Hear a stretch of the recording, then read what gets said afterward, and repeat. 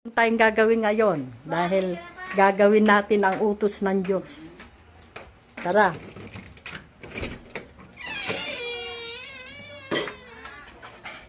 So, bago tayo mag-church, March 1, 2026.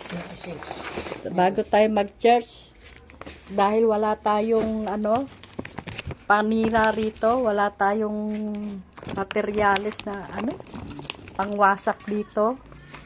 Ito, utos ng Diyos to. Wala kang kapangyarihan na umalis ka sa tahanang ito. Ang pinsala mo ay hindi makapinsala sa... Paano ba to? Una to. Ay, ito muna Ate Mary. Kasi hindi kakasya eh.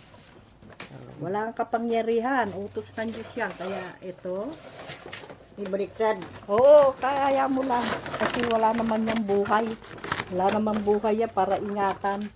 Ang buhay natin ang dapat nating ingatan dahil ayaw ng Diyos yan. Oh. Hindi magkasya. Ito, ang dami pala. Hindi magkasya.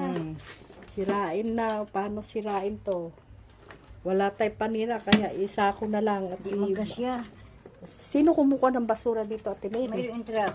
Oh, yun. Bukas, Iyan mo. Lunes. Oh, duka mo po. Oh, yan. Duka. Ayan. Tignan mo. Hindi magkasya. Hindi kasya. Hawak ko yung phone eh. Teka ha. Hawak ko yung phone. Basta ito, utos ng Diyos, huwag tayo magkaroon sa bahay nito. O huwag tayo magtago nito dahil hindi niya kalooban to. O, teka, isara ko muna itong phone.